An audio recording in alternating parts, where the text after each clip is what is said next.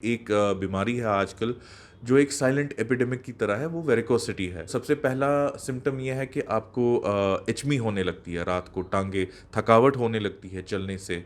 थोड़ा बहुत चलेंगे तो थक जाते हैं, खड़े रहेंगे तो थक जाएंगे। स्मोकिंग से कई दिक्कतें हो जाती हैं जिसकी वजह से टांगों में या हाथों में दिक्कतें आ सकती हैं। अगर आप डायबिटीज़ के मरीज़ हैं या अगर आपको टांगों में कोई दर्दें हैं या हाथों में कोई एबनॉर्मल सी सेंसेशन हो रही है, तो आपको बाकी स्पेशलिटीज़ के अलावा वैस्कुलर सर्जरी या वैस्कुलर सर्जन को कंसल्ट करना चाहिए। आमतौर से लोगों को हमारे जो ये स्पेशलिटी है इसके बारे में ज़्यादा नॉलेज नहीं है, जानकारी नहीं है। काफ़ी आम बात है, लोगों को डायबिटीज़ है आजकल, और डायबिटीज़ की वजह से जो लोगों को टांगों में दिक्कतें आती हैं, जैसे कि झुनझुनाहट होती है या इचमी सी होती है या दर्दें होती हैं, और एक ख़तरनाक चीज़ होती है, घाव हो जाते हैं टांगों पे, जिसकी वजह से ऐसे घाव होते हैं जो बढ़ते नहीं हैं, और कई बार टांगों का या पाँव के उंगलियों का कालापन हो जाना, ये सारी चीज़ें होती हैं। लेकिन उनको ये जानकारी नहीं है कि किसके पास जाना है। वो हर जगह घूम लेते हैं और एंड पे जब मामला ख़राब हो गया होता है उसके बाद वो किसी वैस्कुलर सर्जन को कंसल्ट करते हैं। अगर आप डायबिटीज़ के मरीज़ हैं या अगर आपको टांगों में कोई दर्दें हैं या हाथों में कोई एबनॉर्मल सी सेंसेशन हो रही है, तो आपको बाकी स्पेशलिटीज़ के अलावा वैस्कुलर सर्जरी या वैस्कुलर सर्जन को कंसल्ट करना चाहिए, क्योंकि हो सकता है कि आपकी नसों पर असर हो रहा है, जैसे कि डायबिटीज़ में होता है, जैसे कि पेरिफेरल वैस्कुलर डिजीज़ में होता है, या जैसे कि आर्टीरियल प्रॉब्लम्स होती हैं बहुत सारी। स्मोकिंग से कई दिक्कतें हो जाती हैं जिसकी वजह से टांगों में या हाथों में दिक्कतें आ सकती हैं। कई सारी और बीमारियां हैं, जैसे ठंड की वजह से लोगों को नसें एकदम से सिकुड़ जाती हैं, जिसको हम रेनॉल्ड्स डिजीज़ कहते हैं। इन सब बहुत ही आम बीमारियां हैं जिनकी वजह से उंगलियां या पाँव की उंगलियां या हाथों की उंगलियों का नुकसान हो जाता है, एंड फिर हमें एम्पुटेशन काटनी पड़ती हैं ये। वो चीज़ें बच सकती हैं, लेकिन वो तब बच सकती है अगर आप सही समय पे सही जगह पर एक वैस्कुलर सर्जन को या वैस्कुलर स्पेशलिस्ट को की कंसल्टेशन लें। तब आपका इससे बेनिफिट होगा और आपको सर्जरी की या खुदा न खास्ता एम्पुटेशन की ज़रूरत नहीं पड़ेगी।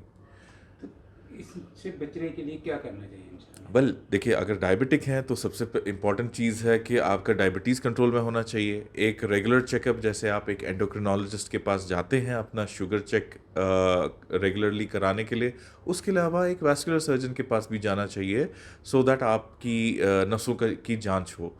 या अगर आप स्मोकर हैं तो डेफिनेटली स्मोकिंग बंद करनी चाहिए, क्योंकि वैसे ही हानिकारक है।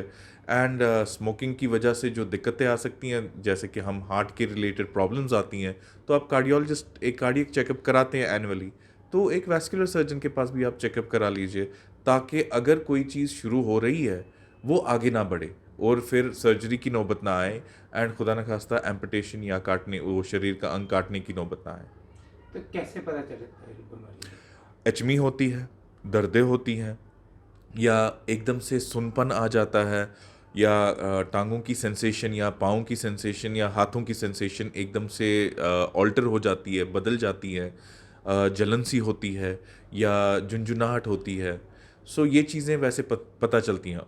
थोड़ा एडवांस हो जाए तो रंग भी बदलने लगता है, आकार बदलने लगता है, दाग पड़ने लगते हैं टांगों पे, एड़ियों पे।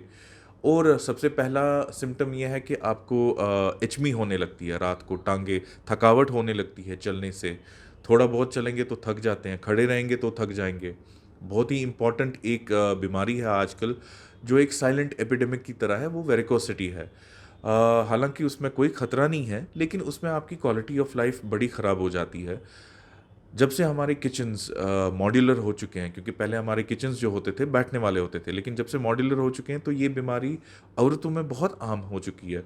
वो थकावट हो जाती है, वो सोचते हैं कि हम पूरा दिन खड़े थे तो इसीलिए थक गए। यस, पूरा दिन खड़े होने से थकावट हो रही है, बट वो इसलिए हो रही है क्योंकि आपको वेरिकोस वेन शायद डेवलप हो रहा है, तो उस वजह से आपकी टांगे जल्दी गिव अप करती हैं, आप थक जाते हैं। इन चीज़ों की जांच अगर जल्दी हो जाए अगर जब आपको शुरू में थकावट हो रही है तो आप उसी टाइम एक वैस्कुलर सर्जन के पास जाएं, तो वो आपका एक अल्ट्रासाउंड, जिसको कलर डॉपलर कहते हैं, वो करवा लेंगे।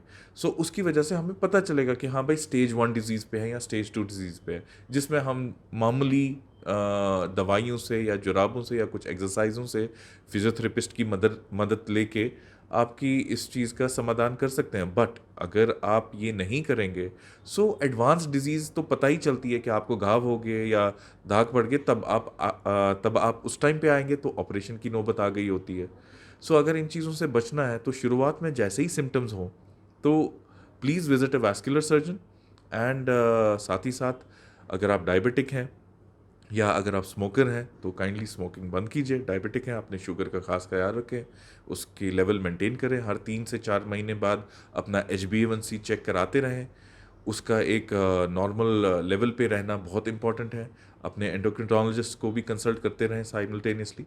एंड फिजियोथेरेपी डेफिनेटली काफ़ी ज़्यादा हेल्प करता है। सो एक अच्छे फिजियोथेरेपिस्ट का होना आपकी लाइफ में बहुत इंपॉर्टेंट है अगर आपकी ये दिक्कतें हैं तो।